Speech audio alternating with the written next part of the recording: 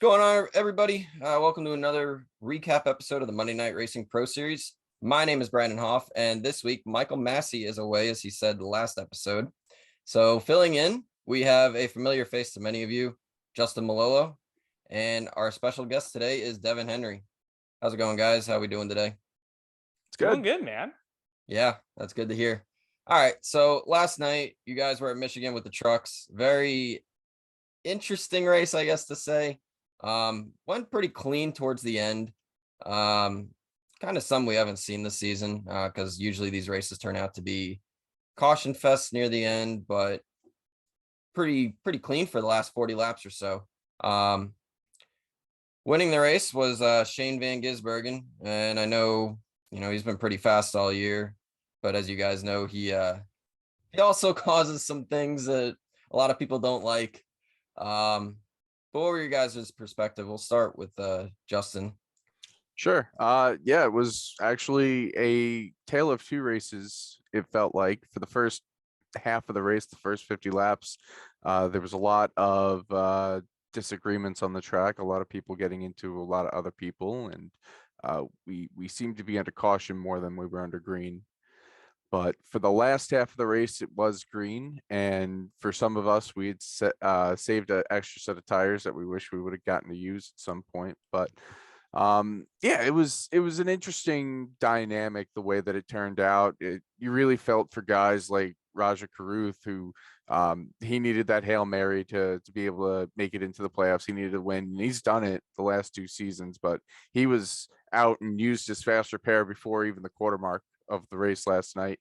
But then you had the return of SVG to the top of the board. He hadn't won yet this year, and he's finally been able to do that, but because he hasn't done enough races, he's not playoff eligible. So it really didn't change. Actually, it didn't change at all the playoff, the top 13. So the same guys who were there stayed there at the end of the night. Yeah, I mean, it was kind of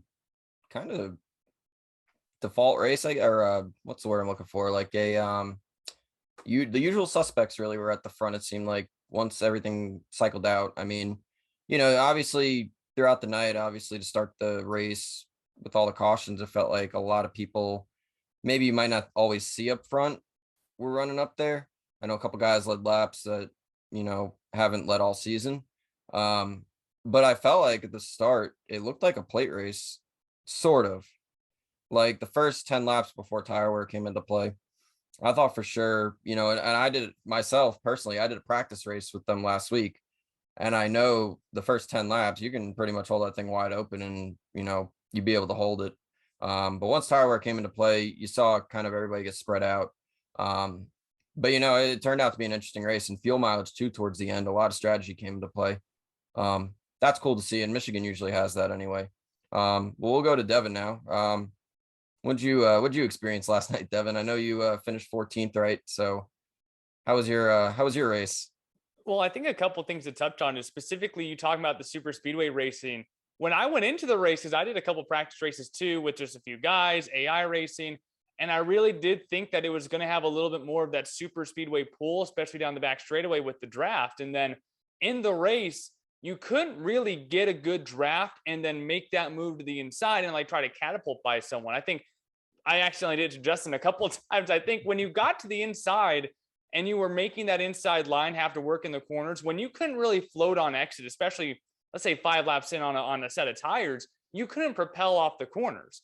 And so if you did get that run down either straightaway, it felt like if you wanted to make that move to the inside, you couldn't really do anything with it. So it made it into a much more strategic version of a super speedway. And the way that Justin was talking about the tale of two races, I think that we saw a few guys who usually run up front not succeed, like a Colin Ferd who struggled a little bit earlier on in that race. When you had that caution fest early on, and then we went basically the second half of the race green, we set the tempo in such a mundane way to start that race, right? Like, oh, there's been more cautions coming up. We're going to keep wrecking. Track position is going to be key. That once those wrecks stopped, that sudden change of pace, I think, threw a lot of guys off. The guys who all of a sudden went, I'm not concerned about tire wear. I'm not concerned about gasoline, because we're just going to run into the next caution. I'm going to go down pit road.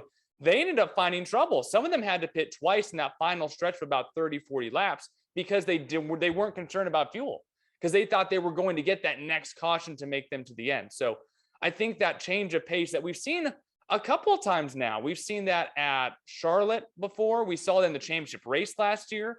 I think we've seen it once or twice with the IndyCar on Oval, specifically at Auto Club, where when we hit that green flag run and there are green flag stops, the tempo changes of the race, where all of a sudden guys who thought I'm good and clear to just not have to worry about my tires and my fuel end up getting caught on the back end, and they end up having a poor finish. Yeah, it's interesting you bring that up because I feel like, like I said before, the trend for the end of these races has been, caution every 5-10 laps. And like you said, it probably threw a lot of people off because, you start the race, you have all these cautions and it feels like half the field is wrecked out, but, they use their fast repair. And then it's like, oh, maybe I need to tone it down, especially being the cutoff race. So, a lot of guys probably took that conservative approach, at least by halfway. And then it just wound up. Everybody got spread out. And then the fuel came into play, tires came into play. And everybody's like, all right, maybe this is going to go green. And, then obviously the aggression steps up, in the last 20 to 15 laps or so. But, it's kind of weird how that worked. But, all in all, I thought it was a good race last night. You guys put on a good show. Even with all the wrecks at the beginning, I thought it was pretty entertaining. And especially near the end, I know Presley, when he cycled out to the lead, I'm like, okay, maybe he'll be able to save enough. Maybe he'll be able to keep this. And then I saw Shane, he was like, 2 seconds back or something right when he pit. And I'm like, no, like it's over. And he, he's a good driver. I mean, we know how he does in V8 supercars in real life. He is an amazing talent in those things. And he gets on the sim and he's no different. A little aggressive sometimes, but, he proved what he's worth. And, it'd be nice to see him run full time as long as he can, keep it clean. But obviously his schedule doesn't always work out that way. But I think he'd be a championship contender, honestly, if he can run full time.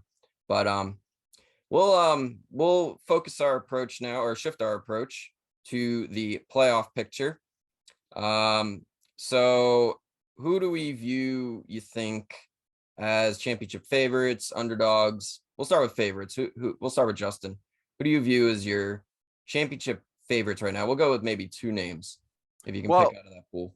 I mean, I could give you 4. Okay, we'll go 4 from last season are all there. Yeah. It really, you didn't know going into the season if all 4 of those guys are going to be able to get back in. And even towards the beginning parts of the season, Adam was running into trouble. Colin was running into trouble. Colin was out of the playoffs like 2 races ago. He was like a point out. Shieldhouse hadn't won yet. Vargas was kind of on the same verge that he was last season, but you never knew how it was gonna turn out and who was gonna catch fire at the end of the season. And even with, I mean, just quickly going back to last night's race, you had with the numbers and everything with the fuel mileage. I knew in my personal hunt to try to make the playoffs, I knew the numbers. I knew what I needed in gas. I knew what I needed to do in case it did go green the rest of the way. And there were some guys that I was racing against who didn't take that into consideration. And during that last run, I was just keeping the numbers like firm in I knew 9 points. I had to get 9 points over Matt Stallnick. And when he ran out in those last couple laps, I knew exactly where I needed to be where he finished. And unfortunately, I wasn't able to do that. But it's been a weird season where you really can't say that anybody in particular is a favorite, and that's why I said the championship 4. Okay, yeah, I mean, why not, right? I mean, the 4 strongest from last season, and and especially as the seasons go on, it gets more and more competitive. And I feel like that's more impressive that they're able to get back there. Like you have like 25, 30 guys that you can just, can win any given week. And especially, that playoff picture is so tight. Like, God, 10 points back, like 2 spots or 3 spots out of the playoffs. It's crazy how tight it was. So it's more impressive that, I mean, obviously, some guys won early in the season, so they were able to get it out of the way.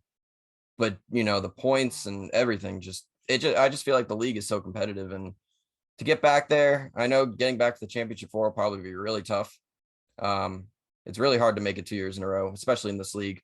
Like I said, with as competitive as it is, but I like the picks. What about you, Devin? Where are you going with this? Well, and so much of this league is about wrong place, wrong time. I mean, you look at Ryan Vargas, how much bad luck has Ryan Vargas had in this league until last season? How long did it take him to finally get that win? We know how good he is in the sim from different leagues, from different races. He is one of the best here of the real life drivers who race in the sim. And he just never had any luck in this league until last year. And then, like Justin just said about Colin Fern, we knew the day that he showed up that he was going to be someone who could win week in and week out. And then he's sitting outside the playoff bubble just a couple weeks ago, where it's just like there's these stretches where guys just cannot cut themselves a break. So I think that if we want to go like big picture, big name, I think that looking at all the playoff drivers, the real life driver that I have my eye on is Anthony Alfredo, who's had a couple wins this season. He puts himself in the right positions at places. And the fact that we're going to a track like Daytona with the ARCA cars, the Legacy Daytona, I think that gives a hand directly to guys like Anthony Alfredo and Ryan Vargas specifically. So I think Anthony's maybe my real life driver that is my favorite right now. But I can't look past Adam Cabot and Presley Sora. They are without a doubt two of the most consistent and talented drivers in this league. And I know it's Presley's first season, right? In the pro series at least, but like the way that they run their races, the speed that they bring every single week, those are two drivers. I think I look up and down at the 13 who made it. And I look at those two names only as guys who have not had the situation of wrong place, wrong time for a stretch through the season. I think everyone else in their Monday Night Racing careers, or even specifically this season, have had a stretch of wrong place, wrong time, and it goes week by week by week. But Adam Cabot and Presley Sora have always put down consistent finishes and consistent top speed week in and week out. Yeah, I love the picks. I honestly, if I were to pick anybody out of that group, I mean Cabot and Presley both.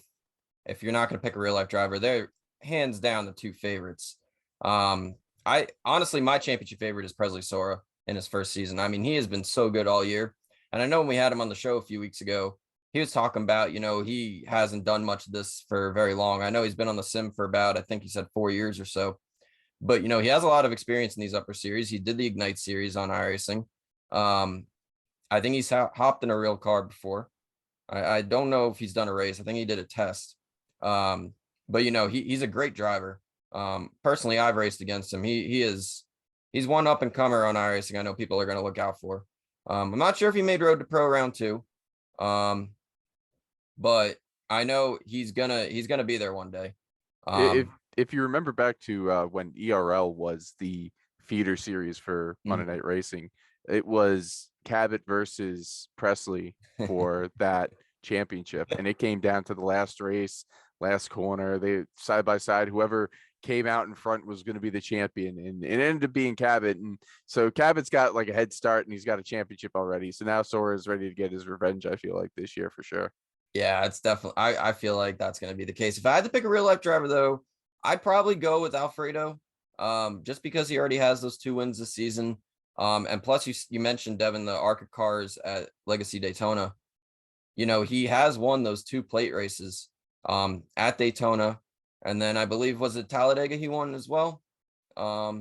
Yeah, so he's great on the plate tracks, obviously on iRacing. I would look to him to be specifically last season. We saw Stephen Ellis have that 26th, the first run down the back straightaway at Talladega.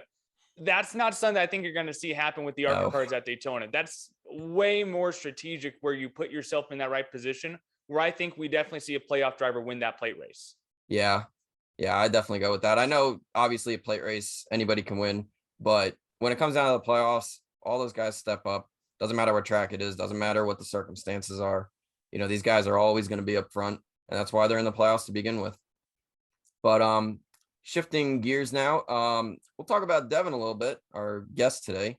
Devin, kind of talk about, I know, very weird way of putting it, but kind of talk about your history with sim racing, real life experience, and motorsports. I know you do some stuff with a lot of stuff with sim racing, broadcasting, and all that. To kind of go into that, you've been around Monday Night Racing a few seasons now. To kind of just talk about that as well. Mike's all yours. Go ahead.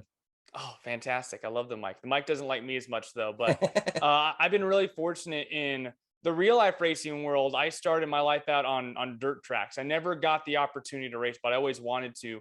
My dad was a 7-time Arizona Modified Midget Association champion here in Arizona.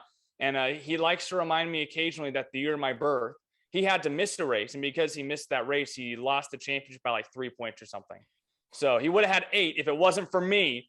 So the first time that I was ever at a racetrack, I was only 3 weeks old because my dad was racing for a championship, right? So I've been going to the racetrack my entire life. I was almost solely a dirt track racer fan growing up my entire life, growing up at legendary Manzanita Speedway. So whenever they show me on the broadcast, I have my Manzanita shirt on every single race. I wear my Manzanita shirt because that was my home track growing up before it got tore down in 2009. So once it got tore down, the Arizona dirt racing scene just diminished. It dissipated. It was basically gone. And that's when I picked up watching NASCAR a little bit more. And I got into a little bit more of the asphalt oval stuff. And since then, I now work for a group called Sports 360 AZ. We cover pro sports, college, high school, everything in Arizona. So a lot of people know me for the motorsports stuff, but in a couple months, I'm going to be hands on deck for high school football because this is one of the greatest high school football states in the entire nation. So we go all out for high school football. ASU football is going to be a big deal this year, Arizona Cardinals stuff, and then cover some Suns, some D-backs. I'm a little bit of everywhere, but this year I got the opportunity to cover the Daytona 500, which was awesome. I got to meet Justin for the first time in person, and I'm able to cover motorsports. Essentially, I have the reins to that department for Sports 360 AZ, and so the last 2 championship weekends, I've been fortunate enough to go and cover that. And sim racing, I'm not a sim racer. Like my first racing video game is the greatest of all time, I believe, was World of Outlaws 2002. And then I got NASCAR Thunder 04. I skipped 05 somehow. And so I didn't have 2005 until like 2015. And so I jumped to Total Team Control 06. And those were my 3 games growing up, but I never played online. My first time ever playing online was January of 2019 with iRacing. Wow. That was the first time that I ever jumped on any form of sim racing. I like to make that kind of my excuse why I'm so bad. But then Presley has only been on it like a little bit longer than me. And he's incredible. So like, it's hard for me to make up excuses anymore for why I'm so bad at this stuff. So I was actually able to participate in the Big Green Egg media race with Justin. And that was my first time doing any sort of like league-ish kind of race. And that led to racing in the first ever Monday Night Racing race at Rockingham with the ARCA cars. And so Monday Night Racing is the only league that I run in. I run official races occasionally, but that's my sim racing stuff. And I didn't start broadcasting sim racing until the pandemic hit. And I said, I got time. I've been really interested in it. And I reached out to every major broadcast platform on iRacing. And the only one that responded was GSRC. And so GSRC gave me a chance. I got to do some dirt racing announcing for a long time. That's when Podium called about a year after that. And I've been really fortunate to do a lot of stuff with GSRC and Podium and be able to dig into the sim racing world a little bit more, because it wasn't until maybe a year ago that I really dove into Road to Pro, Contender, Coke Series, and now I'm a little bit more in depth with the sim racing world. That's awesome. You're a busy man. That's for sure. I try to be.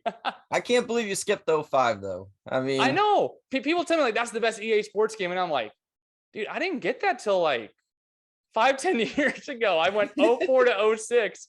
I don't know how that happened, because now 04 and 06 are my favorite games. They're like, what about 05? And I'm like, dude, compared to the hours that I have on 04 compared to 05 is massive. So it's hard for me to be like, 05 is the best game when I got to like 10 years after I was playing 06 for the first time. So yeah, I don't know how that worked out.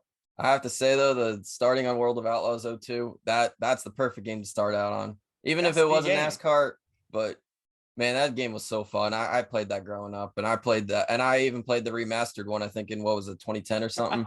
And it's funny because I cover a lot of dirt racing still, because I love dirt racing, even though it's not really alive right now nationally in Arizona. We still have a lot of great local groups, but I mean, I get to just sit down and chat with the Celsius brothers, Dominic and Gio, at a World of Outlaws race, and we just like chat World of Outlaws 02, and they do spoofs on Twitter, and it's like the up and coming dirt racing prodigies, they played that game growing up. And it's like, it's so funny how racing games, like, I mean, we see it in NRO3. I mean, with Dale Jr., he's retired now, right? So it's so interesting to see how not even sim racing, video games, straight up almost arcade racing is now starting to grow up to the point where these pro drivers are like, oh man, that's where I found my love.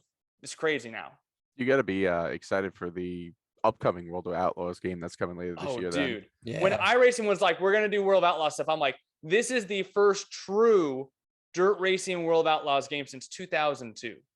There was Dirt to Daytona, I don't count as a dirt racing game. And then there was another one in like 07 that I think had Donnie Schatz or Tony Stewart on the cover. And it was fine. But like, it was like Speedway Saturday Night or something like that. But it wasn't World of Outlaws 02. So I'm very excited to see that we're going to get a true dirt racing game for the first time in almost 20 years. It'll probably be better than the NASCAR games that have come out lately. See, but that's like, that's not even like a compliment at this point sometimes, right? No. It's like, that's not even a goal at this point. I mean, come on. The World of Outlaw games are so fun, though. I'll just say that. And I know this one coming up will be good. But we just need to do a dirt show one time. We'll have Devin on again, and we'll just talk about dirt racing. I could do that, too. I've been to World of Outlaw races. I follow it, so it'd be fun. I'm down for that. Oh, yeah, 100%. All right, so one last thing we'll talk about next week. I believe you guys are at the Daytona Road Course with the Mazda MX-5s. I know you guys have raced there before. I think it was, what was it, last season, I think? Or 2 seasons ago? It was last season. Yeah. Junior was in the race. That's right. I remember that. Okay. Yeah. Yeah. Dale Jr. I don't know if he'll show up again. Probably not. He's only shown up, I think, once this season, sadly. But anyway, what are we feeling? What are the expectations? Who do we think is going to be good? Start with Justin. I think it's going to be a more chaotic time than we saw the last time we saw this combination. I think now that it's in the playoffs, that is going to ramp up the intensity. Even though they had a 4-wide finish in that one last season, I feel like to get to that point is going to be a little bit more chaotic. I feel like there's going to be more fenders thrown. I feel like you're going to see guys making moves that they're probably going to regret later, and you're going to see, other guys making desperation type plays to keep their season alive. So, I expect Vargas was up there the last time. I expect Alfredo to be up there. I expect Presley to be up there. Colin to be up there. Those guys were really good at the combination last time.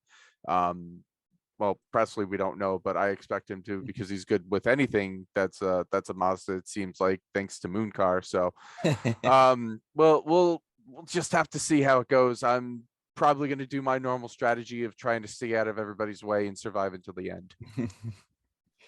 Fair, I guess. I mean, go for the win, right? Hey, if chaos presents itself, you never know, right? You know it. What about you, Devin? What are you feeling? And I think part of the wild card too is I don't think it has been decided if we are going, because we kind of rehearsed with this earlier this season with Watkins Glen with the Pro 2 trucks. Are we going to have that mid-race caution? Because if we don't, that is going to change the outlook for so many drivers. It doesn't matter if you qualify 10th. When we start to separate, you need to make sure that you are always in that front pack, because we're not going to have a 4-wide finish if we don't have more than 4 cars in that pack. I think it's really underrated how important the drafting is in the NASCAR sections of this racetrack, because you got to remember the entire NASCAR track, but 1 and 2 is part of this road course. From exit 2 all the way back to the entry of 1 almost of the NASCAR track is just straight ahead with 1 chicane. Like, you can hold a draft through the chicane.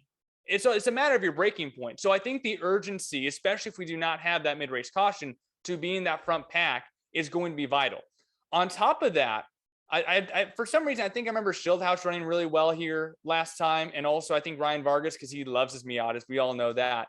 But I feel like this might be the race of the playoffs that will most lend itself to having a non-playoff driver win. I know people were surprised last time that Preston Pardis was running for that win, but he's someone who does this in real life. Yeah. Brad Perez is another guy. I think that we are going to see a couple of guys come out of the woodwork here. And this is where I think we have, if any of the races, a non-playoff winner, because there are so many guys who are not just good in the Miatas, not just good at road courses, but this combo specifically lends itself to people who are good at drafting, road course racing, and knowing how to drive that Miata. I'm really excited actually for this race because I've actually run almost the entire infield portion of this track in real life. It wasn't a race car, it was a Nissan. But like it just brings back good memories, I guess. No, but beyond just that, this racetrack, I think I like running the MX-5 more than the Porsche here, specifically because it helps you it makes the corners a little bit more intricate. It makes sure that if you do not have your braking points marked, if you don't have your on throttle time correct, you are going to hurt. The Porsche can kind of help yourself find that braking point, and it does a great job getting back on the throttle. With the Miata, it takes so much time, especially in some of those higher gears, to get back into the throttle and get back to that peak revs, that if you don't get on your throttle in time, if you don't brake in time, you might lose the pack in that infield portion. And if you lose the pack, you're done unless they're going 3 wide through NASCAR 3 and 4. So there's a lot more intricate parts of this racetrack driving these slower Miatas than in some of the faster cars that we've ran on road courses. Yeah, I agree 100%. I mean, just personal experience racing the Miatas on the Daytona road course in the past. I haven't raced it recently on there, but just, from past experience, I know the draft is like really important. And like you said, I think it's it's not talked about enough. Just because, and you watch those races in real life too. The draft is huge. Like we've seen races in real life where I think people come out of the chicane, they're like 5th or 6th in a pack. And next thing you know, they're like what 3-4 tenths back, and the draft just catapults them to the lead. And what makes it even more difficult for the win like that is like the lead car, you're only going as fast as the lead car most of the time on any drafting track. I mean, street stocks at Charlotte when we first started on iRacing, it's the same thing. You can only go as fast as the lead car and you can't push. The issue with the Miata though is you can pass. So when you get a second behind a pack, you think I might be able to catch them because they're too wide. You're actually at disadvantage because those cars going too wide have the slingshot. So unless they are 3 wide and 3 and 4, you will not catch them. Because if they just go too wide, they're using that draft and you're not able to grab it enough. So it's a lot more complex than I think really any other either combo or drafting roval that is on the iRacing service. Yeah, no, I 100% agree. And I love your 2 picks you said there with Preston and Brad, the 2 that do this in real life. I mean, really good picks there. If I had to pick anybody though, and I think this guy is not talked about enough right now, is James Bickford. Okay. Remember what he did at the Glen with the Pro 2s. He was the only one to really keep pace with Shane. I mean, Shane looked like he was going to win that race like really easily. And then here comes James. I think it was the last run. All of a sudden, hung with him, passed him. I think Shane tried to do the move on the last corner, but I don't think it worked. But no, I think James is going to, if he doesn't win, I think he'll be top 3.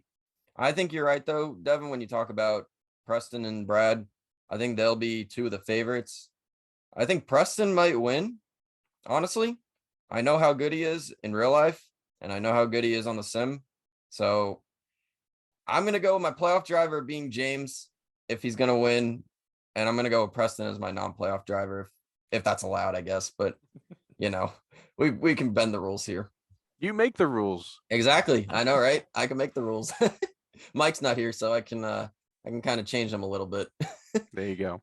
But anyway, yeah, as I said, next week you guys will be at Daytona road courses we just talked about, the Mazda MX-5s. July 18th on Monday, 8 p.m. Podium Esports. Everybody tune in. I know it's going to be a really good race to watch. It's going to be entertaining. If you thought the whole season's been entertaining so far, just wait for the playoffs. It's going to be a show. I know that. But Sparks will fly. Oh yeah. Yes. Yeah. If you think sparks have flown already, wait till this. It's gonna be an intense last 5 or 6 weeks or so. But I'm Brandon Hauff. It's Justin Melillo. We thank Devin Henry for coming on, and we thank you for filling in, Justin. It's been great having you back today. Yeah, it was a pleasure, Brandon. Yeah. Thanks for having me. Yeah, no problem. But yeah, we'll see you guys around. Have a good day, night, whenever you're watching this. So Take care.